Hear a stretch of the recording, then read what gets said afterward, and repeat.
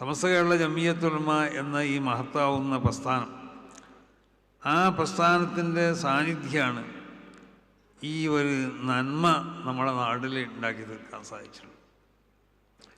കാരണം വിശുദ്ധമാവുന്ന ദീനിൻ്റെ ആ യഥാർത്ഥ സന്ദേശങ്ങൾ, ആ സന്ദേശങ്ങളാണ് സമസ്ത കേരള ജമിയത്തുൽ ഉലമ എപ്പോഴും ജനങ്ങളിലേക്ക് നൽകിക്കൊണ്ടിരുന്നത്. പിന്നെ അത് സ്വീകരിക്കണമെന്ന് സ്വീകരിക്കും, അങ്ങനെയല്ലേ. ഒമൻ നസഹക ഫഖദ് അഹബ്ബക, നിന്നോട് നന്മ ഉപദേശിച്ച് ആരെങ്കിലും ചെയ്തു തരുന്നുണ്ടെങ്കിൽ ഫഖദ് അഹബ്ബക, അവൻ നിന്നെ ഇഷ്ടപ്പെട്ടവനാണെന്ന് മനസ്സിലാക്കി. ഒമൻ ദാഹനക ഫഖദ് വശക, നിന്നെ ആരെങ്കിലും പുകഴ്ത്തി പറയുകയാണെങ്കിൽ അപ്പോൾ ഒരു കാര്യം നീ മനസ്സിലാക്കണം, ഫഖദ് വശക, അവൻ നിന്നെ വഞ്ചിക്കും. ഒമൻ ലം യഖ്ബൽ നസിഹതക ഫലൈസ ബിഅഖിൻ ലക, നിന്റെ ഉപദേശം സ്വീകരിക്കാത്തവൻ അവൻ നിന്റെ സുഹൃത്തല്ല. അപ്പം ശരിയായ ഉപദേശങ്ങളാണ് സമസ്ത കേരള ജമിയത്തുൽ ഉലമ അതിൻ്റെ പണ്ഡിതന്മാർ ജനങ്ങൾക്ക് മുമ്പിൽ വെച്ചിട്ടുള്ളത്. ആ ഉപദേശം എന്നുള്ളത് എന്താണ്, ഏത് നിലക്കാണ്? ഒമൻ നസഹക ഫഖദ് അഹബ്ബക, നിന്നെ ഇഷ്ടപ്പെട്ടതുകൊണ്ടാണ്. നിന്നിൽ നിന്ന് എന്തെങ്കിലും മോശമാവുന്ന പ്രവർത്തനങ്ങളോ അല്ലെങ്കിൽ വാക്കുകളോ വരാൻ പാടുള്ളതല്ല. നീ യഥാർത്ഥ മുഅ്മിനായും കൊണ്ട് ജീവിക്കണം. യഥാർത്ഥ മുഅ്മിനായും കൊണ്ട് ജീവിക്കുമ്പോൾ ആ യഥാർത്ഥ ദീനിൻ്റെ സ്വഭാവങ്ങൾ നിൻ്റെ ഓരോ പ്രവൃത്തികളിലും, നിൻ്റെ ഓരോ വാക്കിലും അത് എന്താവണം? കാണപ്പെടണം, അത് ദർശിക്കപ്പെടണം, അതുണ്ടാവണം. അപ്പോൾ യഥാർത്ഥത്തിൽ ശരീഅത്ത് ഇസ്ലാം ചെയ്യണത് എന്താണെന്ന് ചോദിച്ചാൽ, ഒരു മനുഷ്യനെ അവൻ ആത്മീയമായി ശുദ്ധീകരിക്കുകയാണ് ചെയ്യുന്നത്. അവൻ്റെ ആത്മാവിനെ ശുദ്ധീകരിച്ചെടുക്കുക. ആ ശുദ്ധീകരണം അവൻ്റെ ശരീരത്തിൻ്റെ ഓരോ ഭാഗത്തേക്കും ആ ശുദ്ധീകരണം വന്നെത്തുക. എന്നിട്ട് യഥാർത്ഥ ആ ഇസ്ലാമിൻ്റെ യഥാർത്ഥ റൂട്ടിൽ കൂടി അവൻ സഞ്ചരിക്കണം. അപ്പോൾ യഥാർത്ഥ ദീനിൻ്റെ ആ റൂട്ടിൽ കൂടി അവൻ സഞ്ചരിക്കാൻ ആവശ്യമാവുന്ന ആ സ്വഭാവ ഗുണങ്ങൾ അവനിൽ ഉണ്ടാക്കി തീർക്കുക. ആ നിൽക്കുക ആത്മാവിനെ ശുദ്ധീകരിക്കുക. അതിനാണ് മഹാന്മാരാവുന്ന നമ്മുടെ മുൻഗാമികളാവുന്ന മശായിഖന്മാരൊക്കെ ഇവിടെ ശ്രമിച്ചത്. അവരെ ജീവിതം ആത്മീയമായി ശുദ്ധീകരിച്ചു. അവരെ ജീവിതം നമുക്ക് പകർത്തപ്പെടാൻ പറ്റുന്നതായ ഒരു സ്വഭാവ ഗുണങ്ങളുള്ള ജീവിതങ്ങളായി. ഒരു മുഅ്മിൻ എങ്ങനെ ജീവിക്കണം? അവൻ രാവിലെ ഉണർന്നതിന് മുമ്പ് അവൻ എന്താ ചെയ്യേണ്ടത്? ഉണർന്നു കഴിഞ്ഞാൽ എന്താ ചെയ്യേണ്ടത്? തുടങ്ങി അവൻ ഉറങ്ങുന്നത് വരെയുള്ള അവൻ ചെയ്യേണ്ടതായ ഓരോക്കെ എപ്പോഴും നബി സല്ലല്ലാഹു അലൈഹി വസല്ലമ തങ്ങളെ പിന്നാലെ കൂടി. നബി സല്ലല്ലാഹു അലൈഹി വസല്ലമ തങ്ങളുടെ നടത്തം എങ്ങനെയായിരുന്നു? നബി സല്ലല്ലാഹു അലൈഹി വസല്ലമ തങ്ങൾക്കുള്ള ഇരുത്തം എങ്ങനെയായിരുന്നു? നബി സല്ലല്ലാഹു അലൈഹി വസല്ലമ തങ്ങൾക്കുള്ള കെടുത്തം എങ്ങനെയായിരുന്നു? നബി എങ്ങനെയാണ് ഭക്ഷണം കഴിച്ചത്? ഭക്ഷണം കഴിക്കുന്നതിന് മുമ്പ് നബി സല്ലല്ലാഹു അലൈഹി വസല്ലമ തങ്ങൾ ചെയ്തിരുന്ന മര്യാദകൾ എന്തെല്ലാമായിരുന്നു?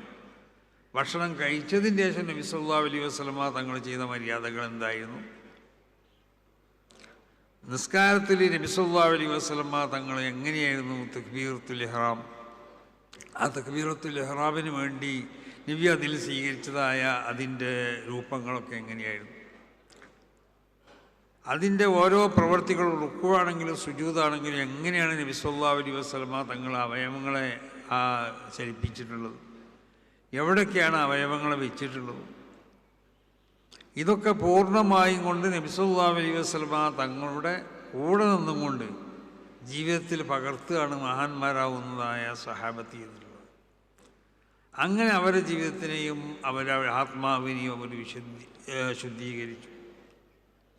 അപ്പോൾ അടിസ്ഥാനപരമായി നമുക്ക് വേണ്ടത് ആത്മാവിനെ ശുദ്ധീകരിക്കലാണ്. ആ ആത്മാവിനെ ശുദ്ധീകരിച്ച് തഖ്വ, ആ തഖ്വനെ നമ്മൾ ഉണ്ടാക്കി തീർക്കണം.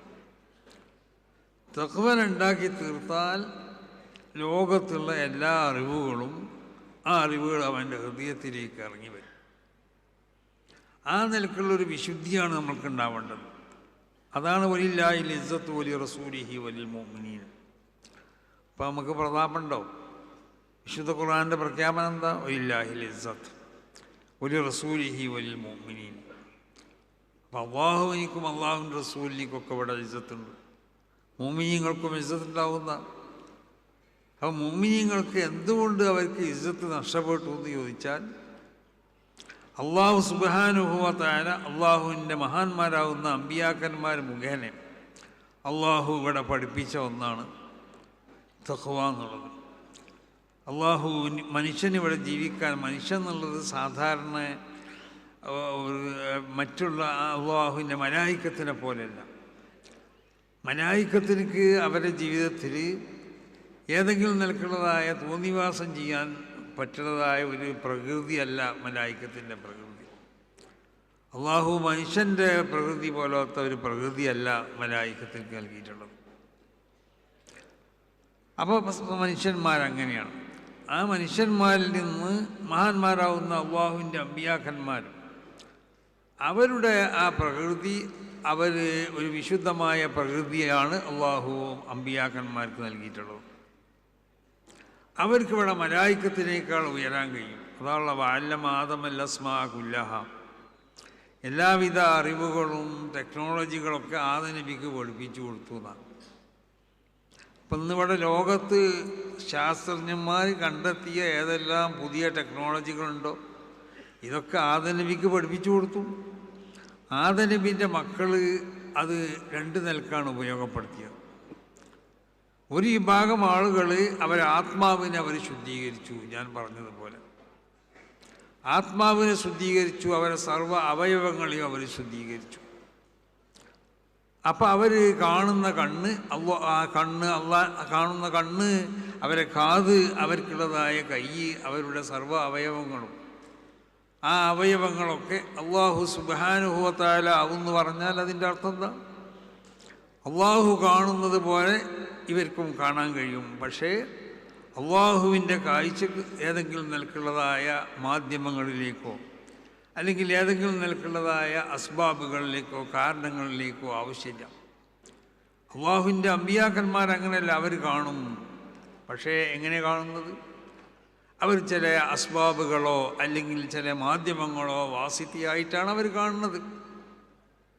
പക്ഷേ അവരുപയോഗിക്കുന്ന ആ അസ്ബാബുകളും ആ മാധ്യമങ്ങളൊന്നും അത് ഭൗതികമാവുന്ന മാധ്യമങ്ങളോ ആ കാരണങ്ങളോ അല്ല. അവർ ആകാശത്തിൽ കൂടി പറന്നവരില്ലേ, ലോകത്തിൻ്റെ സർവ്വദിക്കിൽ നിന്ന് ഉള്ള ശബ്ദങ്ങൾ അവർ ശ്രവിച്ചു. അവരുടെ ഏത് ലോകത്തുള്ളവരോടും സംസാരിക്കാൻ അവർക്ക് കഴിഞ്ഞു. ഇതുപോലുള്ള ടെലികമ്മ്യൂണിക്കേഷനൊന്നും വളരാത്ത കാലഘട്ടത്തിൽ നിമിഷങ്ങളെ കൊണ്ട് സാധനങ്ങളെ അവരുടെ സമീപത്ത് എത്തിക്കാൻ കഴിഞ്ഞു. മഹാനാവുന്ന സുലൈമാൻ നബി അലൈഹിസ്സലാത്തു വസ്സലാം ബൽഖീസ് രാജ്ഞിയുടെ കപ്പൽ സിംഹാസനം അത് കൊണ്ടുവരാൻ വേണ്ടി ചോദിച്ചു അവരുടെ പ്രജകളോട്. അപ്പം പലരും പല സമയത്തിനുള്ളിൽ കൊണ്ടു തരാമെന്ന് പറഞ്ഞു. പക്ഷേ ഏറ്റവും ചുരുങ്ങിയ സമയത്തിനുള്ളിൽ കൊണ്ടുവരാൻ വേണ്ടി സമ്മതിച്ച ഒരാൾക്ക് സുലൈമാൻ നബി അലൈഹി സ്വലാത്തു വസ്സലാം സമ്മതം കൊടുത്തു. എത്രയോ മൈലുകൾ ദൂരത്താണ് ഈ സിംഹാസനമുള്ളത്.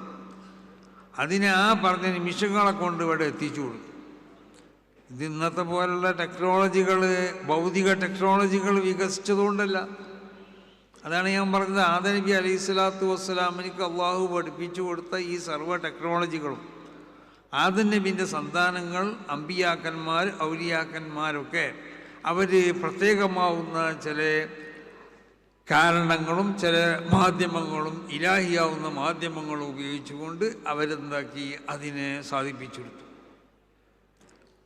അവർക്ക് കണ്ടില്ലേ, ഉമർ ഇബ്നു ഖത്താബ് തങ്ങൾ പട്ടാളത്തിലേക്ക് നിർദ്ദേശം കൊടുത്തു. പട്ടാള സൈന്യാധിപനിക്ക് യാ സാരിയ അൽ ജബൽ, നഹാവന്തിൽ യുദ്ധം നടക്കുമ്പോൾ നഹാവന്തും മദീനയും തമ്മിൽ 1000 ചില്ലാനം മൈലുകൾ അപ്പുറത്താണ്. അപ്പം യാ സാലിയാൽ ജബൽ എന്ന് പറയുമ്പോൾ സാലിയ റളിയല്ലാഹു തആല അൻഹു അത് കേൾക്കുകയാണ്. എങ്ങനെ കേട്ടു? അത് അള്ള കേൾപ്പിച്ചു കൊടുത്തിട്ട് കേട്ടു എന്നല്ല, അള്ള കേൾപ്പിച്ചു കൊടുക്കാതെ ഒന്നും കേൾക്കൂല. അപ്പം നമ്മൾ അടുത്തുള്ളവരുത്തെ നമ്മളെ വിളിച്ചാലും അള്ള കേൾപ്പിച്ചു തന്നിട്ട് തന്നെ നമ്മൾ കേൾക്കണത്, അത് ദൂരത്തുള്ളവൻ വിളിച്ചാലും കേൾപ്പിച്ചു തന്നിട്ട് തന്നെ കേൾക്കണത്. പക്ഷേ അടുത്തുള്ളവൻ വിളിക്കുമ്പോൾ അത് നമ്മൾ കേൾക്കണമെന്നുണ്ടെങ്കിൽ നമ്മളെ കാതിരിക്ക് എന്താവണം? അത് കേൾക്കാനുള്ളതായ ആ ശക്തി നമ്മളെ കാതിലുണ്ടാവണം. നേരെ മറിച്ച് നമ്മളെ കാതുകൊണ്ടൊന്നും കേൾക്കൂല നിൽക്കുക. എന്നാൽ അടുത്തുനിന്ന് വിളിച്ചാലും നമ്മൾ കേൾക്കൂല. ദൂരത്തുള്ളവരോട് വിളിച്ചാലും അത് കേൾക്കണം എന്നുണ്ടെങ്കിൽ എന്ത് വേണം? അതിൻ്റെ മാധ്യമം ഉപയോഗപ്പെടുത്തണം. ആ ഒരു മാധ്യമം മഹാന്മാരാവുന്ന അള്ളാഹുവിൻ്റെ അമ്പിയാ ഔലിയാ ഉപയോഗപ്പെടുത്തിയത് അവർ തഖ്വനെ വർദ്ധിപ്പിച്ചെടുത്തിട്ടാണ്. അവരുടെ ഈമാനിനെ അവർ വർദ്ധിപ്പിച്ചെടുത്തു. ഈമാനിനെ പുതിയൊരു ടെക്നോളജി ആയിക്കൊണ്ട് അവർ ഉപയോഗിച്ചു. അപ്പോൾ അത് അങ്ങോട്ട് കേൾക്കാനും ഇങ്ങോട്ട് കേൾക്കാനും ഒക്കെ കഴിഞ്ഞു. അത് തന്നെയാണ് മൊഹീദി ശൈഖ് തങ്ങളും പറഞ്ഞത്, വല്ല നിലത്തിനും എന്നെ വിളിപ്പോർക്ക് വായുവിടെ ഉത്തരം ചെയ്യാൻ. അപ്പം ആ നിലക്ക് ലോകത്തിൻ്റെ നാനാഭാഗങ്ങളിൽ നിന്ന് ആര് വിളിച്ചാലും ആ വിളി കേൾക്കാൻ പറ്റുന്നവർ അവരിന്നത്തെ പോലെ നമ്മളമാർക്കുള്ള വയറുള്ള ഫോണോ വയറില്ലാത്ത ഫോണൊന്നും അവരുടെ കയ്യിലില്ല. ഇനിയിപ്പോൾ ഈ ഫോൺ ഉണ്ടായാലും നമുക്ക് കഴിയൂല. കാരണം ആ ഫോണിൽ തന്നെ അതിൻ്റെ റേഞ്ച് വേണം. ഫോൺ ഉണ്ടായാൽ മാത്രം പോരല്ലോ, അതിൽ സിമ്മ് കയറ്റണം, അങ്ങനത്തെ പല സംഗതികളും ചെയ്യേണ്ടി വരും. അതിന് റേഞ്ച് വേണം. അപ്പം അവർ അത് കേട്ടു. എങ്ങനെ? ഇതൊക്കെ ആധുനിക പഠിപ്പിച്ചു കൊടുത്ത ടെക്നോളജികൾ തന്നെയാണ്. അത് ഇവിടെ ശാസ്ത്രജ്ഞന്മാരും അതുപോലുള്ള ടെക്നോളജി അവർ ഉപയോഗപ്പെടുത്തി. അത് ഭൗതിക ടെക്നോളജികളാണ്. കണ്ടില്ലേ, മഴ ഉണ്ട് എന്ന് പറയും, മഴ ഉണ്ടാവാനും ഇല്ലാതിരിക്കാനും സാധ്യത ഉണ്ടാവാം. കാറ്റടിക്കുമെന്ന് പറയും, ആ ഡിഗ്രിയിൽ അടിക്കും ചെയ്യുക, അടിക്കാതിരിക്കും ചെയ്യുക. എന്നാൽ നബി സല്ലല്ലാഹു അലൈഹി വസല്ലമ തങ്ങൾ ചില മഴയെ സംബന്ധിച്ചൊക്കെ ചില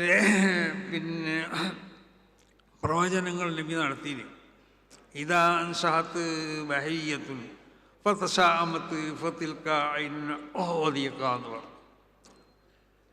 അത് ഇമാം മാലിക് തങ്ങൾ റിവായത്ത് ചെയ്ത ഒരു ഹദീസാണ്. ഹദീസിൽ അങ്ങനെ കാണാം, മുവത്തയിൽ കാണാം. ബഹറിൻ്റെ ഭാഗത്തുനിന്ന് കാറ്റടിച്ച് വീശുക, എന്നിട്ടത് ഷാമിൻ്റെ ഭാഗത്തിലേക്ക് പോവുകയും ചെയ്യാം.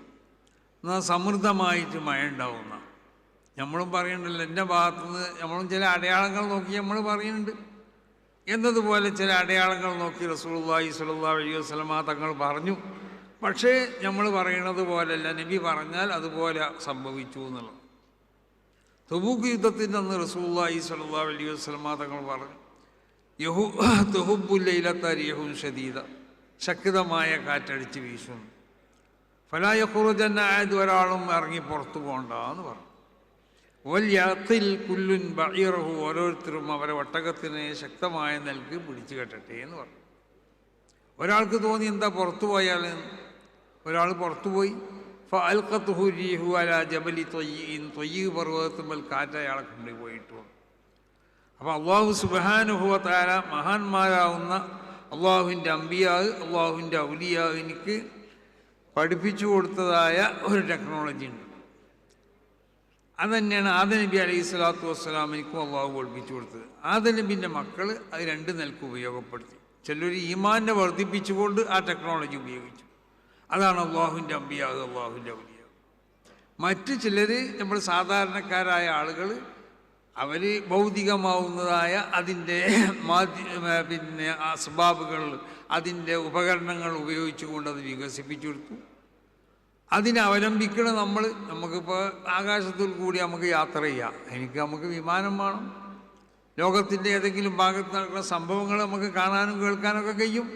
അതിൻ്റെതായ ഭൗതികമാവുന്ന യന്ത്രങ്ങൾ വേണം. അപ്പോൾ അവർ വികസിപ്പിച്ചെടുത്ത, ശാസ്ത്രജ്ഞന്മാർ വികസിപ്പിച്ചെടുത്ത യന്ത്രങ്ങൾ ഉപയോഗിച്ചുകൊണ്ട് നമുക്ക് ഇങ്ങനത്തെ പല അത്ഭുതങ്ങൾ കാണാനും കേൾക്കാനൊക്കെ നമുക്ക് കഴിയണം. ഈ നിലക്കുള്ള ഇങ്ങനെ വികസിപ്പിച്ചെടുത്ത യന്ത്രങ്ങളോ അല്ലെങ്കിൽ മറ്റുള്ളതായ അതിൻ്റെ മറ്റു ഉപകരണങ്ങളോ ഇല്ലാത്ത നിലക്ക് മഹാന്മാരാവുന്ന അള്ളാഹുവിൻ്റെ അമ്പിയാ ഔലിയാ ഒക്കെ കണ്ടു. കാരണം അവരെ കണ്ണിനെ അള്ളാഹു അവരെന്താക്കി? വിശുദ്ധമാക്കി. ആ കണ്ണിൻ്റെ മുന്നിൽ പിന്നെ കാണപ്പെടുന്നവരും അറിയില്ല. ആ കണ്ണുകൊണ്ട് നോക്കിയാൽ ലോകത്തിൻ്റെ ഏത് ഭാഗത്തേക്കും നോക്കാൻ പറ്റുന്ന നിലക്കുള്ളൊരു കണ്ണാക്കി തീർത്തവർ. അപ്പോൾ അവിടെ ഉണ്ടാകുന്ന സംഭവങ്ങളൊക്കെ അവർക്ക് കാണാനും പറയാനും കഴിയും. അപ്പം ചിലർക്കൊക്കെ ഒരു സംശയം ഉണ്ടാവും, ആയിഷ ബിബി റളിയല്ലാഹു തആല അൻഹയുടെ മാല പോയില്ലേ, എന്നാൽ അത് എവിടെയുള്ളതെന്ന് റസൂലുള്ളാഹിക്ക് ഇങ്ങനെ നോക്കി കണ്ടുപിടിച്ചുകൂടെയെന്നു. അത് കണ്ടുപിടിക്കാൻ അറിയാത്തതുകൊണ്ടല്ല. റസൂൽ സല്ലല്ലാഹു അലൈഹി വസല്ലമ തങ്ങൾ അത് ആ മാല പോയ സ്ഥലത്തു നിന്ന് അവിടെ സംഭവിക്കണത് എന്താണെന്ന് ചോദിച്ചാൽ, ഒരു യുദ്ധമൊക്കെ കഴിയുമ്പോൾ നബി സല്ലല്ലാഹു അലൈഹി വസല്ലമ തങ്ങൾ സഹാബത്തിനോട് പറയലുണ്ട്, ഒമൻ അറാദ മിൻകും അൻ യസ്തഅജില ഫൽയസ്തഅജിൽ, ആരെങ്കിലും വേഗം പോകണമെന്നുണ്ടെങ്കിൽ വേഗം പോയിക്കോന്ന് പറയും. എന്ന് പറഞ്ഞാൽ ഒരു മനുഷ്യൻ്റെ ആ മാനസികാവസ്ഥ അങ്ങനെയാണ്. ഇപ്പം നമ്മൾ ഇവിടുന്ന് നമ്മൾ ക്ഷണിക്കപ്പെട്ടൊരു പരിപാടിക്ക് വന്നു, അത് കഴിഞ്ഞാൽ വേഗം നാട്ടിൽ പോകണമെന്നാണ് ഈ കാരണം. അത് സ്വഹാബത്തിനിക്കുണ്ടാവുന്നത്, അവർ മനുഷ്യന്മാരല്ലേ. അപ്പോൾ റസൂലുള്ളാഹി പറയും, ഒമൻ അറാദ മിൻകും അൻ യസ്തഅജില ഫൽയസ്തഅജിൽ, വേഗം പോകണമല്ലൊക്കെ വേഗം പോയിക്കോന്ന് പറയും. അപ്പോൾ എല്ലാവരെയും മനസ്സ് അവരെ സ്വദേശത്തിലേക്ക് എത്തിച്ചേരണമെന്നുള്ള നിലക്കായിരിക്കും.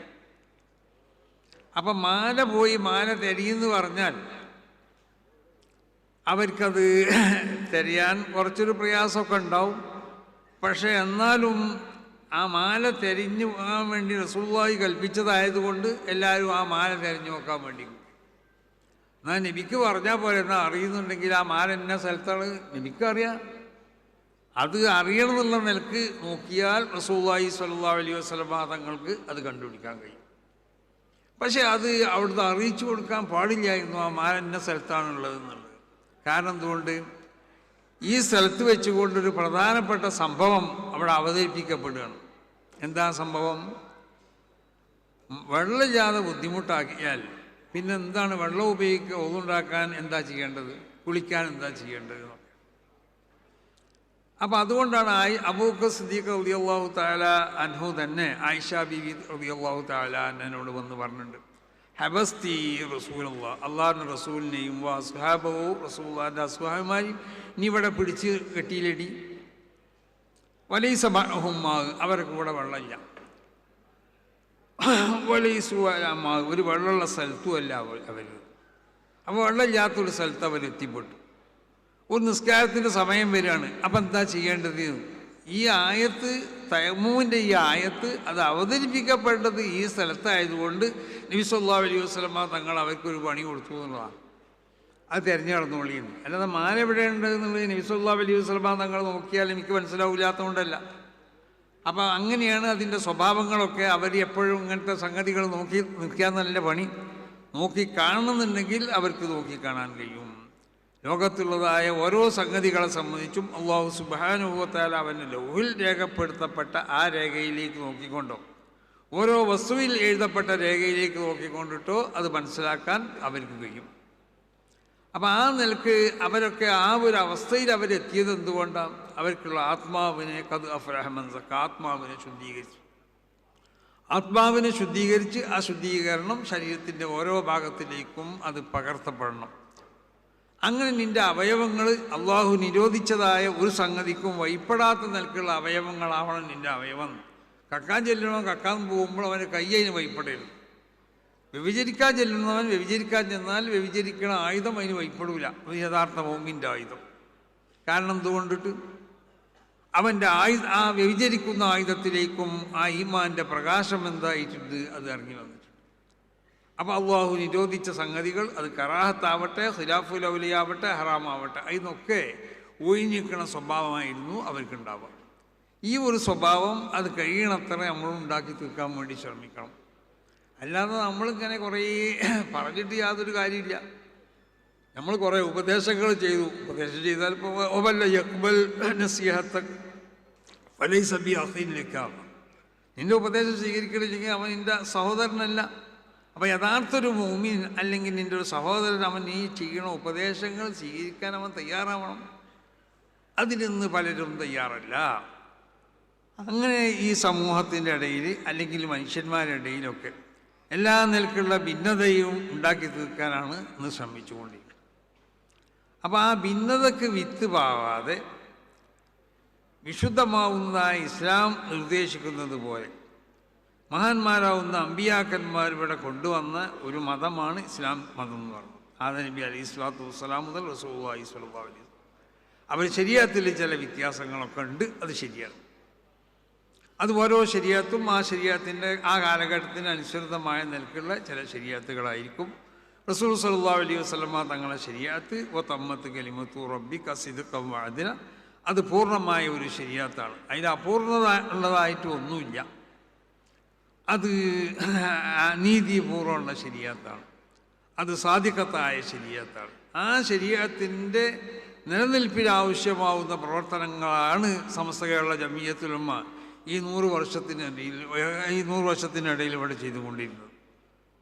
അതുകൊണ്ട് തന്നെയാണ് ഈ പ്രസ്ഥാനം 100 വർഷമല്ല, അത് 1000 വർഷം ഇവിടെ എത്ര കാലത്തോളം അത് ജീവിക്കണം, അതിവിടെ ഉണ്ടാവണം. ആ കാലം വരെ ഈ പ്രസ്ഥാനം ഇവിടെ നിലനിൽക്കുക തന്നെ ചെയ്യും. ഈ പ്രസ്ഥാനത്തിൻ്റെ നിലനിൽപ്പ് അത് ഏതെങ്കിലും നിലക്ക് അത് ഇല്ലാതെയായി പോയാൽ വിശുദ്ധമാവുന്ന ദീനിൻ്റെ ആ യഥാർത്ഥ രൂപം ഇവിടെ നിലനിൽക്കില്ല എന്നുള്ളതാണ് നമ്മൾ മനസ്സിലാക്കേണ്ടത്. അതുകൊണ്ടാണ് മഹാന്മാരാവുന്ന നമ്മുടെ മശായിഖന്മാർ, നമ്മുടെ അസാത്തിദത്ത്, മുൻകഴിഞ്ഞതായ മഹത്തുക്കൾ, അവരെല്ലാവരും കൂടി കൂട്ടമായി പ്രവർത്തിച്ചു കൊണ്ടിട്ട് ഉണ്ടാക്കി തീർത്തതായ ഒരു സംഘടനയാണ് സമസ്ത കേരള ജമിയത്തുൽ ഉലമ. ഈ സംഘടനയുടെ പിന്നിൽ ഓരോരുത്തരും അടിയുറച്ചു നിൽക്കുക, ഈ സംഘടനയ്ക്ക് വേണ്ടി ഓരോരുത്തരും പ്രവർത്തിക്കുക. ഈ സംഘടനയുടെ അതിൻ്റെ നിലപാടുകൾ, അതിൻ്റെ ആശയങ്ങൾ, അതിൻ്റെ ആദർശങ്ങൾ, ഇതൊക്കെ ഉൾക്കൊള്ളാനും അതിനെ ശക്തിപ്പെടുത്താനും ആവണം നമ്മളെ പ്രവർത്തനം. അപ്പോൾ നമ്മുടെ 100ാം വാർഷികം എന്നുള്ളത് വലിയൊരു സമാധാനം. യൂസുഫ് അലിനോട് സംസാരിച്ചപ്പോൾ മൂപ്പര് പറഞ്ഞത് ഞാൻ ഏതായാലും വരും. കാരണം പറഞ്ഞത് എന്താണെന്ന് ചോദിച്ചാൽ എനിക്ക് ലക്ഷങ്ങളുടെ ഒരു ദുആ ഇവിടുന്ന് കിട്ടുമല്ലോ എന്നുള്ളതാണ്.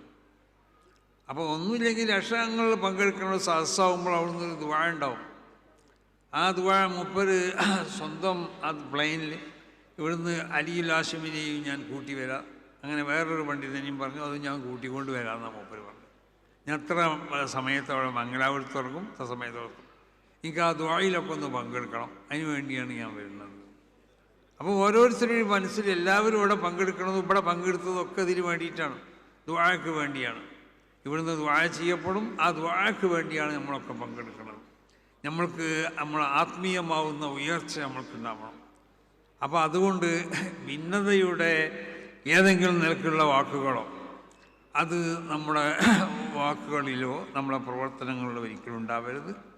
ഞാൻ പറഞ്ഞല്ലോ, ഒരാളെ പൊന്തിച്ച് പറയുമ്പോൾ, ഒരാളെ പ്രശംസിച്ച് പറയുമ്പോൾ അത് മറ്റൊരാൾക്ക് പ്രയാസം ഉണ്ടാവണ നിൽക്കാവാൻ പാടില്ല. അപ്പം അതുകൊണ്ട് നിങ്ങളെല്ലാവരും സമസ്ത കേരള ജമിയത്തുൽ ഉലമയുടെ മക്കളാണ് എന്നുള്ള ആ ഒരു ബോധം നിങ്ങൾക്കുണ്ടാവണം. ആ നിലക്ക് ശരിയായ ആ ദീനിൻ്റെ ആ റൂട്ടിൽ കൂടിയാവണം നമ്മൾ ജീവിക്കേണ്ടത്. അതിനുവേണ്ടി നമ്മൾ പ്രവർത്തിക്കണം. ആ നിലക്ക് ഈ സംഘടന ഇവിടെ ശക്തിപ്പെടുത്തണം. ഈ സംഘടന ഇവിടെ ശക്തിപ്പെടുത്തിയാൽ മാത്രമേ വിശുദ്ധമായ ദീൻ ഇവിടെ നിലനിൽക്കുള്ളൂ. അതിന് അല്ലാഹു സുബ്ഹാനഹു വ തആല തൗഫീഖ് നൽകട്ടെ. ഈ സംഘടനയെ അല്ലാഹു ഉയർച്ചയിലേക്ക് ഉയർത്തട്ടെ. ഈ സംഘടനയ്ക്ക് എതിരിൽ വരുന്നതായ എല്ലാ ദുശക്തികൾക്കുള്ള എല്ലാവിധ